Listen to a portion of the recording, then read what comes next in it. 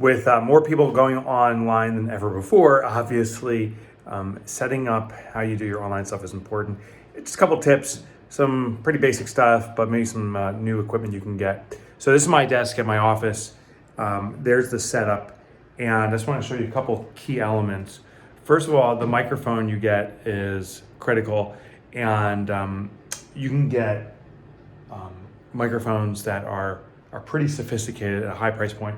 But this microphone was about $75 to $100. It's an Audio Technica, has built-in compression, and is an omnidirectional, which means it doesn't pick up all the room noise. It picks up in one direction.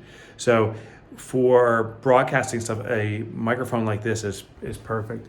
You can see the details right there. Actually, I'm trying to look for the part number. Here it is in the back. It's an ATR 2100X USB, and I did use the USB connection. Get also an arm.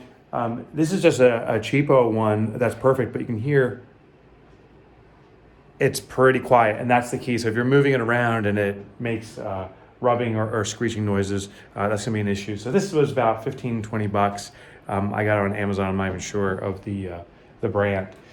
The next key element is once you have sound. And by the way, the most important thing for audio is sound. People will forgive grainy and jumpy video. It's very difficult, impossible to listen to if you don't have good sound. So if you don't put money down for anything else, put it down for an excellent microphone. This is a C930E Logitech cam, high def, has actually a broader view. It also comes with this software right here. And if you can see, as I'm filming it on the side here, if I zoom, I can zoom in and zoom out. Maybe you can see it in the camera shot here. So I can use this to zoom in and do things like that. It also allows you to control the coloring. So I can go dark to super bright, but it allows that flexibility and some other functions too with contrast, which is just a very helpful technology when you want to make sure that the way it looks is correct. Okay, now I should restore this to default so we can really see it. Okay, the other thing is to stage the background. This is the thing I see people talking about the least. That's important. So staging the background is having something that just has compelling and intriguing elements. So when I do a video, that's the broad shot. I'm gonna zoom in, and what I'm trying to do is bring balance to it. And that's usually the shot right about there. And I'll adjust my camera, I can swivel here too. And there's probably the background I want. So when I'm filming, I'm right here, and you can see I got a little bit of the tree displaying some stuff in the background. And I have a camera, I got some pictures, and I'm centered on the blue background, which is a window. Block out any natural light from behind you because that'll darken your face. Other thing is get lights. These are LED lights. You'll see they're positioned in two directions. There's one down. This acts as a key light. It lights my face so you can see it. And this one is a room light that's splashing light off the ceiling just so you can get the background and some context.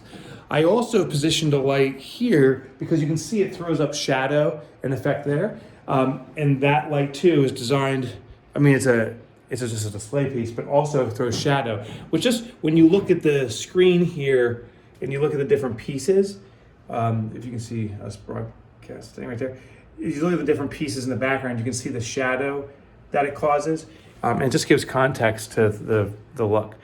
And that's the key elements. So the LED panels, I don't know what they are. I got them on Amazon. Let me just see if I can find the brand. I'll stick you back behind them here. They're called, looks like it's Dazzine or Jazzine. It looks like it says DAZZNE, and it's a D50 series. They were about 200 bucks, but what I liked about them is they had the mounts right on the back of the desk. I could mount them right behind my desk. I like to stand. And that's one last thing I want to show you is I have an adjustable desk here, and I'll unlock it. What this does is allow me to do two shooting scenarios. So if I set setting 2, which is floor, the whole desk now is going down, and allows me to do sitting shots also. When you film, let me just bring this back up. When you film, always have your positioning in the top third. So on the camera here, my eyes, when it sets, will be along the top third here when I'm filming. And that leaves room in the middle or the base if you want to add graphics and stuff like that. But for just general webcasting, it's all about you being up here. People make that mistake when they're way down low like this. Have you seen that before, right? When people are talking, it's very difficult to pay attention. So make sure that the top of your head is on that section. Okay, I think we got it all. I hope that's helpful in your video broadcasting, because you're going to do a lot of it and a lot more of it as we move forward. For more tips like this, go to MikeMotorbike.com. That's my nickname from high school. Even though it's Mike Michalowicz, MikeMotorbike.com.